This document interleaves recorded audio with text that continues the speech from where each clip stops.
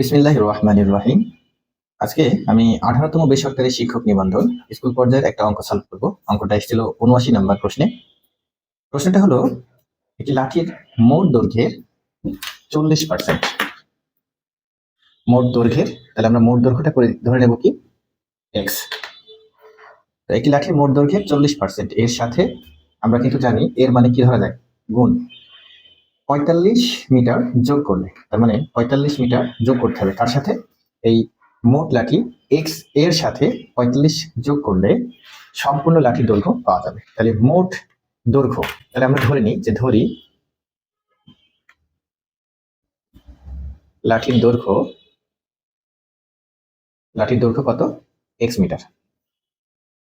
আমরা এখানে এক্স আগে ধরে নিয়েছিলাম, তো আমরা এটাকে যদি শর্ত মতে দিই কেমন হবে, এক্স এর, তো এক্স এর মানে কি গুণ।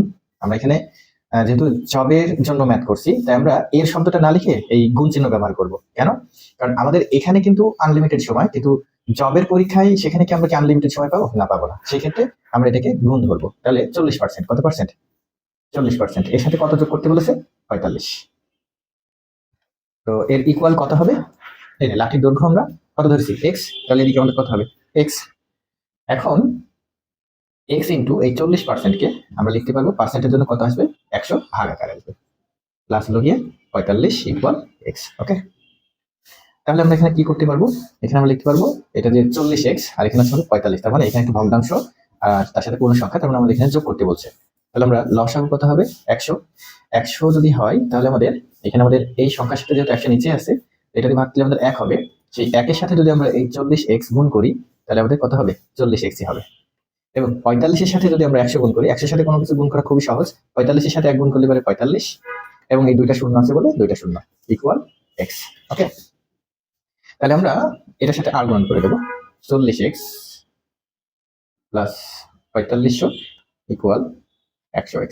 ওকে, তাহলে 100x কে এদিকে নিয়ে আসি, তাহলে আমাদের 40x minus 100x equal minus 4500। ওকে, এখন আমরা এখান থেকে কি পাচ্ছি, যে 100x থেকে আমাদের 40x বিয়োগ করতে হবে, তবে আমাদের চিহ্ন কি আছে, বড়টার আগে মাইনাস, তাহলে আমরা এখানে কি দেবো, মাইনাস 60x ইকুয়াল মাইনাস 4500। ওকে, এখন মাইনাস মাইনাস উভয় দিক থেকে ক্যান্সেল হয়ে যায়, তাহলে সেই ক্যান্সেলটা আমরা এভাবে কাটতেও পারি, যে এভাবে আমরা যদি কেটে দিই তাও হয়, আর যদি না কাটি তাও হবে, তবে এই কাটার কোনো নির্দিষ্ট নিয়ম নাই, এই জন্য আমরা কাটবো না।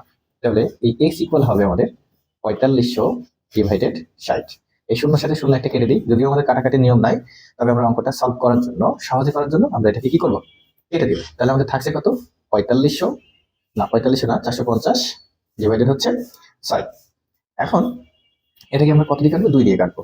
তো 2 দিয়ে যদি কাটি তাহলে 2 দোকানে 4, তাহলে এই এটা আমরা পেলাম, 2 দোকানে কত, 4।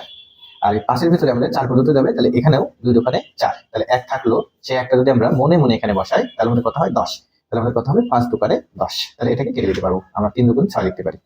ঠিক আছে, এখন 3 দিয়ে কাটবো আবার এই 225 কে, তাহলে 3 7 কে 21, তাহলে 22 এর ভিতরে আমরা কত নিয়েছি, 21 পর্যন্ত, তাহলে আর 1 আছে, তার মানে এটা মনে মনে যদি বসাই তাহলে কত হবে, 15। তাহলে 3 5 15, তার মানে আমাদের সম্পূর্ণ লাঠির দৈর্ঘ্য হবে x সমান 75 মিটার। কত হবে, সম্পূর্ণ লাঠির দৈর্ঘ্য হবে কত, আমাদের 75 মিটার। ওকে, আল্লাহ হাফেজ।